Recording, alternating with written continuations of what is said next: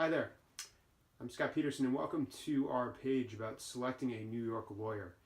The decision to work with a lawyer for a serious accident or malpractice case in New York is a difficult one, and it's one that you should not take lightly.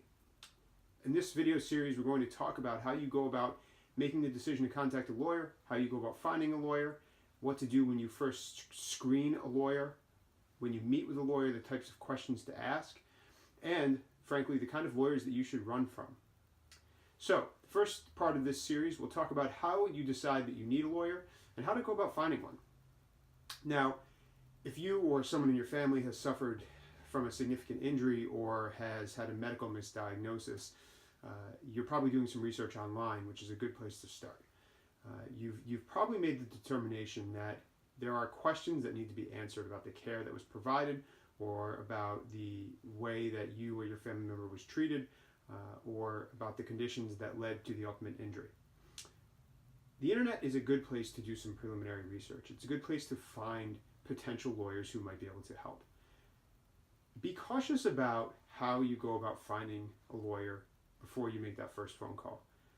First things first, you may not need a lawyer, and the only way to learn whether you need one or not is to do some homework. Look online, read some articles, and potentially have a few conversations with attorneys and ask those kinds of questions. When you're looking to find a lawyer to work with, you have a couple of options. First thing, you can look on the side of a bus, you can watch TV, or you can open a phone book and see big splashy ads from lawyers. Those are typically bigger firms who handle higher volumes of personal injury or medical malpractice cases. If that's something you're looking for, if you're looking for that high volume type practice, that's one way to go. The alternative is to do some homework online and try to find a smaller firm who handles less volume, a smaller amount of cases, and something more specific to what it is that you need help with.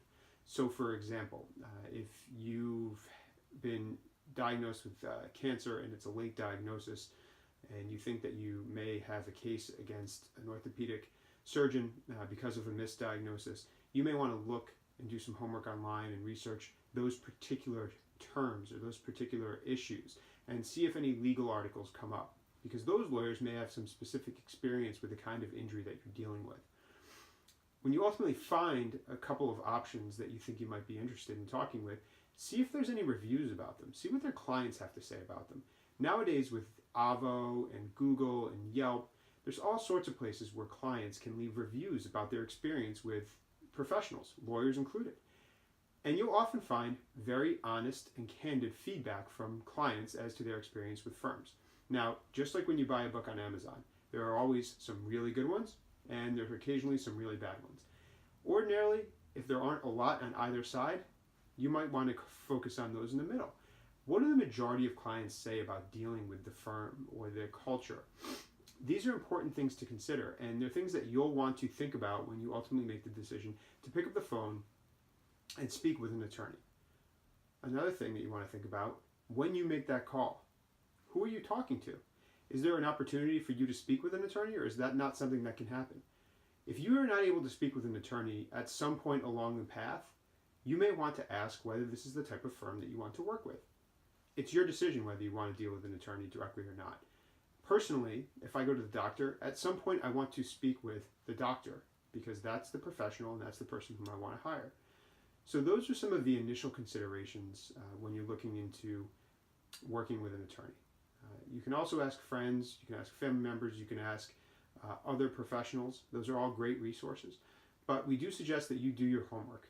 Don't just call the first person that you see when you look up after you decided that you needed a lawyer. Look around, do your homework, and trust us that in the end, you will benefit from having done so. Thanks for watching. In the next part of this series, we'll talk about firms that you want to run away from and what to ask during that initial meeting with the lawyer.